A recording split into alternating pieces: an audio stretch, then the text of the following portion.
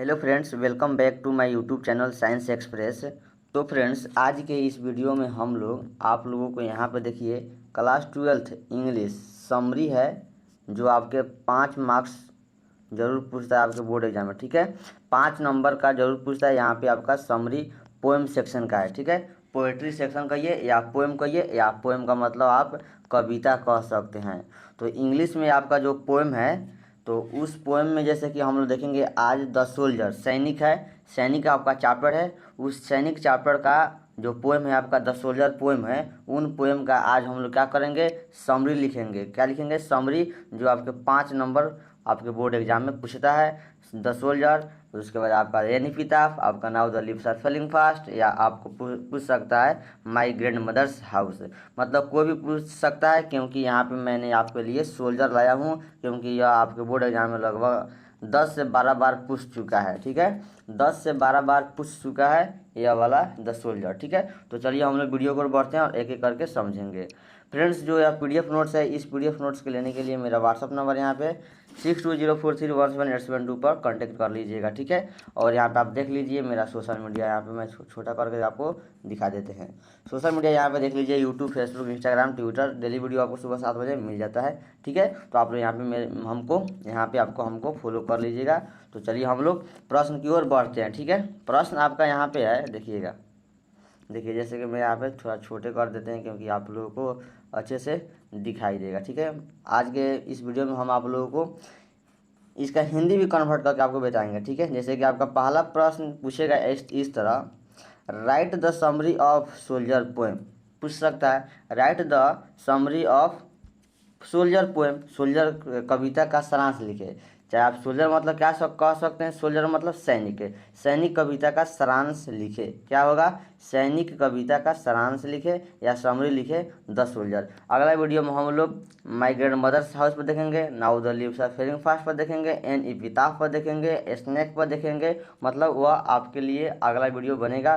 तो आज के इस वीडियो में हम लोग सोल्जर पर समरी लिखना सीखेंगे। ठीक है, तो आप लोग यहाँ पे देखिए, आपका जैसे कि प्रश्न है, देख लिया हम लोग। तो इसका आंसर आप क्या लिखिएगा बताइए। तो इसका आंसर आप लोग लिखिएगा, मैं आपके यहाँ पे एक एक करके अच्छे से एक्सप्लेन करेंगे, आप लोग देखते चलिएगा। ठीक है, चलिए। तो हो गया, सोल्जर का पोएम का आपको समरी लिखना है। तो यहाँ पे लिखिएगा आंसर में, the soldier is a war poem written by Rupert Brooke. देखिए, the soldier is a war poem. War का मतलब क्या होता है दोस्तों? युद्ध होता है। अब इसको आप हिंदी में कन्वर्ट कीजिए। वार का मतलब युद्ध, पोएम मतलब कविता। तो देखिए, the soldier is war poem written by Rupert Brooke. इसका हिंदी क्या हो जाएगा? द सोल्जर रूपर्ट ब्रूक द्वारा लिखित एक प्रसिद्ध कविता है। क्या है दोस्तों? एक आपका युद्ध वाला कविता है। युद्ध मतलब यहाँ पे क्या है? वार। वार का मतलब क्या होता है? वार का मतलब युद्ध होता है। युद्ध का मतलब लड़ाई। क्या होगा दोस्तों? वार का मतलब युद्ध। युद्ध मतलब लड़ाई वाला कविता है।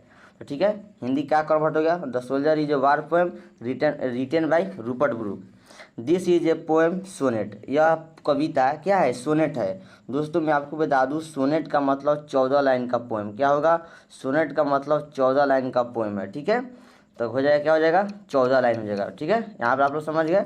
उसके बाद, in this poem the poet describes his feelings of love for his country.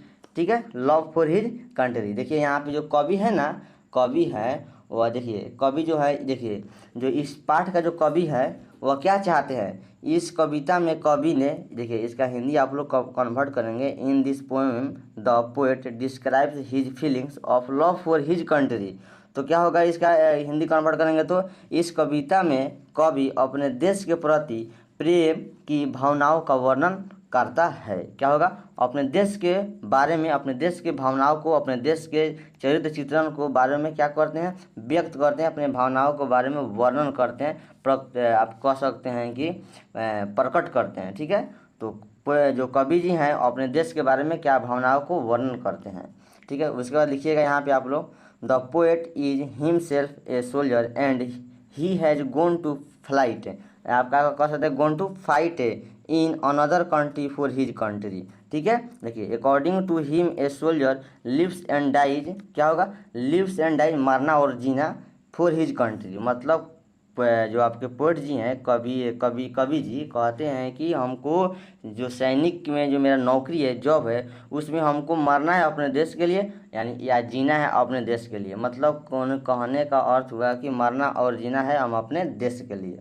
The poet wants to die in battle for his country. देखिए हो गया। उसके बाद लिखिएगा आप लोग, he says that if he dead in foreign land fighting for his, लिखिएगा motherland. Motherland मतलब मातृभूमि। मातृभूमि मतलब जो आपको नहीं तो देश की मातृभूमि, देश माता, भारत माता, उसी तरह अपने अपने देश का क्या होता है, मदरलैंड होता है। He will be buried in that land. Land मतलब भूमि, अपने देश की भूमि। ठीक है, चलिए यहाँ तो हम लोग देख लिए, तब आगे यहाँ पे बढ़कर हम लोग देख लेते हैं दोस्तों। देखिए उसका लिखिएगा, he wants to plot of land where his dead body will be buried should be treated as part and parcel of England। मतलब जो कवि जी हैं ना, कवि जी वह कहाँ के हैं, इंग्लैंड के हैं। तो उन्हें कहते हैं कि अपने जो देश के लिए, अपने लैंड यानी भूमि के लिए क्या करना है कि मातृभूमि के लिए लड़ते हुए विदेशी भूमि पर मर गया तो उसी भूमि में दफनाया जाएगा। ठीक है, देखिए he remembers his country with fondness because he was born. Born मतलब जन्म, मरना और जीना अपने ही देश में, and brought of there. He loves the nature of his country from the bottom of this heart. Heart मतलब दिल, अपने दिल में गोलियों की बौछार लग जाए। कवि जी बहुत प्रेम की बात अपने कविता में वहाँ पे बताते हैं। ठीक है, he loves the lights and sounds of his country. He remembers his friends. देखिए he remembers his friends, he says that his country has given him flowers to love, ways to walk and the air to breathe. ठीक है, all these things so the poet's deep love for his motherland. Motherland मतलब मातृभूमि, मतलब अपने आपको बताएं जैसे कि हम लोग देश में है तो भारत माता, उसी तरह आप लोग इंग्लैंड में है तो उसका अलग मदरलैंड है, मातृभूमि है। Thus in this poem the poet shows his patriotism for his country। जो आपका सोल्जर चैप्टर है आपका क्या है, पेट्रोटिज्म मतलब देशभक्ति। पेट्रोटिक मतलब देशभक्ति पोएम है, क्या है, देशभक्ति पोएम है। ठीक है दोस्तों, उसके बाद लिखिएगा, this poem is a patriotic poem which is full of loves store England.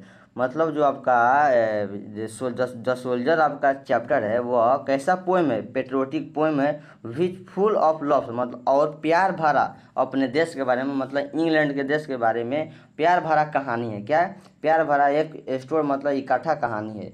This is A main summary of the soldier. तो आपका दोस्तों यही है सोल्जर कवि का, मतलब सोल्जर कविता का आपका मेन समरी यही है। तो दोस्तों आप लोग अच्छा से इनको रीड कर लीजिएगा, मैं आपको नोट्स दे देंगे PDF, और 5 मार्क्स में आपको ज़रूर पूछता है। तो आप लोग इसे अच्छे से पढ़ लेंगे तो आपको समरी में दिक्कत नहीं होगा, और 5 मार्क्स फुल मिल जाएगा, वो भी इंग्लिश में। ठीक है, तो नोट्स के लिए आपको क्या करना होगा देख लीजिए, यहाँ पे मेरा व्हाट्सअप नंबर है, टेलीग्राम पर जरूर ज्वाइन होइएगा, वहाँ पे मिल जाएगा, और YouTube channel science express search कीजिएगा, लाइक कीजिएगा, सब्सक्राइब कीजिएगा। तो यह छोटा है, 5 मार्क्स का है, छोटा है, इसलिए मैं वीडियो छोटे देर में बन गया। ठीक है, और आप लोग चाहेंगे तो मैं लगभग एक साथ में 20 गो समरी आपको बताएंगे, लगभग 2 घंटा का क्लास हो जाएगा। तो नहीं होगा तो आप लोग चाहेंगे तो जैसे कि आज हम लोग 10 सोल्जर पर समरी देखा, कल देखेंगे now the leaves are falling fast, कल देखेंगे चाहे उसका परसों देखेंगे NAP। तो आप इसी तरह करेंगे, 10 मिनट का वीडियो एक बार बनेगा, अच्छे से आप लोग देख लेंगे आपको, क्योंकि आपको मन अगुताएगा नहीं, मतलब उगेंगे नहीं। मतलब नहीं होता है कि आप लोग अगुता जाते हैं पढ़ते पढ़ते, इसलिए एक एक करके बनाएंगे, छोटे छोटे वीडियो बनाएंगे, आप लोग देख लीजिएगा। ओके बाय, गुड डे, मस्त रहिएगा, व्यस्त रहिए। अच्छा लगेगा तो लाइक कीजिएगा, चैनल को सब्सक्राइब कीजिएगा, दोस्तों के पास शेयर कीजिएगा। तब तो मिलते हैं नेक्स्ट वीडियो में, अगले वीडियो में। Thank you.